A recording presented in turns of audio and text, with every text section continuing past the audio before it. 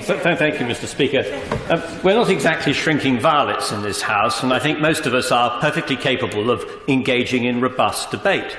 But I have to say I've been both shocked by the level of vitriolic abuse I've received in the course of the last week, shocked also to realise that actually it's really the new normal for large numbers of members of this House, a sort of hidden unpleasantness that dominates our lives, and also concerned that whilst undoubtedly some of it comes from people who may be a little bit unhinged, the stimulus for it undoubtedly has been suggested, I say to the Home Secretary, comes from the way in which national media, some sections, choose to report the politics of this country in a way that is designed to entertain but also to intimidate.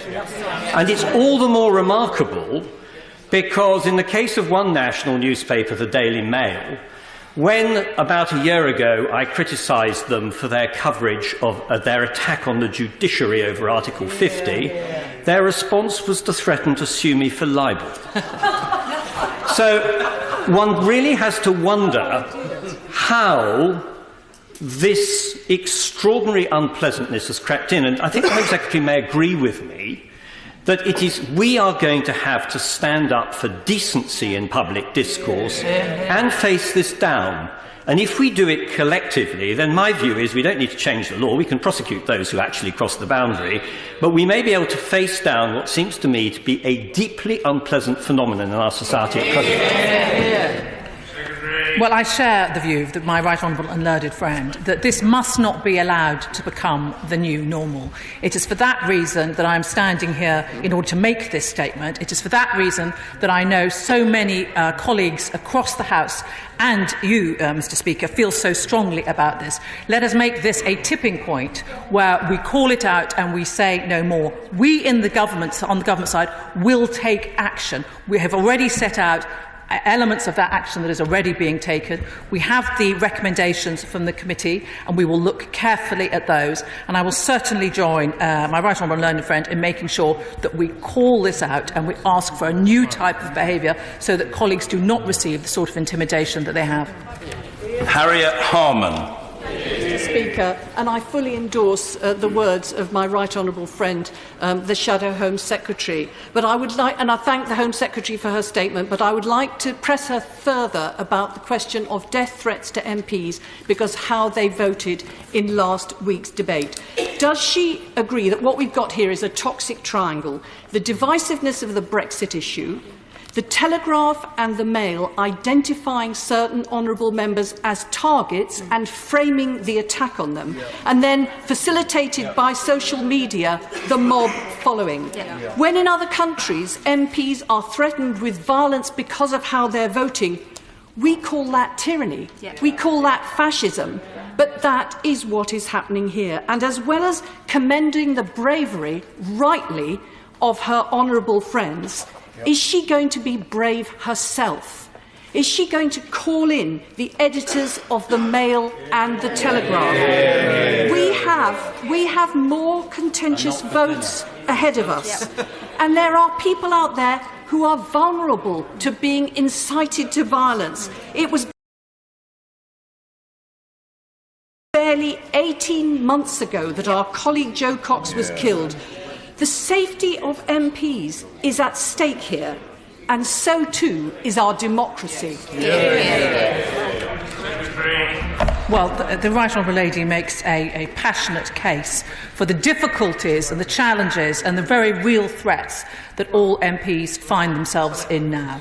Let us be clear that the real criminals here are the people who are instigating these threats and attacks. And everybody should be clear that anything that is illegal offline is illegal online. So anybody in receipt of any sort of threat like that should go to the police so that action is taken. From our point of view, what we have done as government is make sure that the police have the resources in order to address that. We've invested through the Police Transformation Fund in new digital advice so they know how to record for evidence the type of accusation and attack that can come online to members, so that there is going to be a proper trail for prosecution. I believe that the clear enemy here are the attackers, and they are the area that we should focus our policy on. Nicky Morgan. Thank you very much indeed, Mr. Speaker. Let's be very clear about what is happening here. Wherever the abuse comes from, it is an absolute deliberate action to remove certain voices that these people do not agree with from the public space. Now, I applaud all the comments that have been made so far, and particularly the comments from my right honourable friend, the member from Beaconsfield, who called on all of us to act collectively. And so would the Home Secretary agree with me that it's not enough just to say that this is appalling? We have all got to think about every word that we use. We're all used to robust political debate, but in the way that we manage ourselves and our teams, the way that departments are managed, the way the front benches are managed, the way that leaders of parties allow their campaigners to operate, what they allow them to put on social media, the way they conduct their campaigns, all of that contributes to how people see our politics and our democracy, and it will put good people off going into public life if the members in this House, as at today, do not call it out every time they see unacceptable abuse unfolding online or in the press. Hear, hear.